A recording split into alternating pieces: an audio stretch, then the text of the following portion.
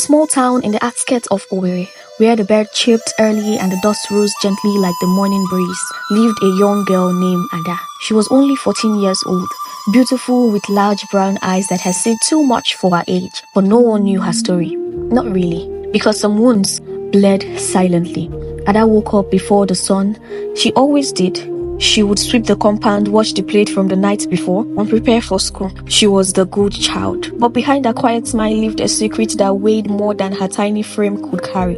Her father was not a father. When the night came, so did he. The man who was supposed to protect her. He would enter her room like a thief, steal her peace, and vanquish before the morning light. Ada stopped crying a long time ago, because no one came. Her mother? She knew. She had heard the whisper through the wall, seen Ada's eyes red, swollen, distant. But instead of protecting her child, she blamed her. "It is your fault," she once screamed. "You always wear those nonsense skirts, you useless girl." And then came the slap. Not just once. Ada began to believe maybe it was her fault after all. But life, as cruel as it is, sometimes sends angels. Her name was Auntie Amaka. She had lived in the US for 15 years and returned to Nigeria to start her foundation for girls' education and wellness. One day, she drove past Ada's school and noticed something. A young girl sitting under the mango tree, looking empty. She didn't know why, but something in her spirit told her to stop.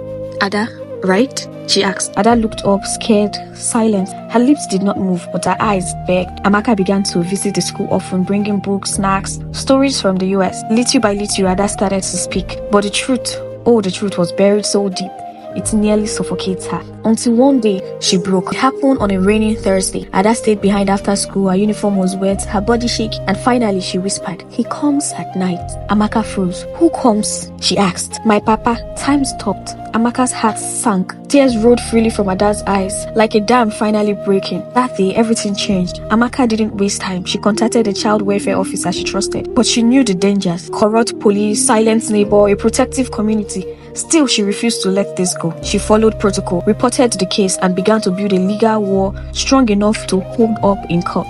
One evening, Ada's mother showed up at Amaka's house. "Leave my family alone," she screamed. "You think because you lived in America, you can come here and destroy homes?" Amaka looked her in the eye and said quietly, "You destroyed your home the day you watched your daughter suffer and said nothing." That night, someone threw a stone through Amaka's window, but she did not back down. It was a Sunday morning when the police arrived. Ada's father had just returned from church, his Bible in his hand. He laughed when they handcuffed him. "Na lie, this girl dey possess." But the officers weren't here to play. The mother too was arrested for neglect and conspiracy. Ada stood at the window watching them taken away. She didn't smile, but for the first time, she didn't cry. Ada now lived in a safe house run by Amaka's foundation. She paints, she writes, she smiles sometimes. Healing is not a straight road, but each day is a small victory. Her name is Ada. Her story is real. Too many girls like her suffer in silence, beaten by those who should protect them, silenced by a culture of shame. But silence is deadly. If you see something, say something. If you suspect abuse, report it. Don't turn away. Be the Amaka in someone's life, because every child deserves safety. Every child deserves love. And sometimes, even after the darkest night, the sun will still shine.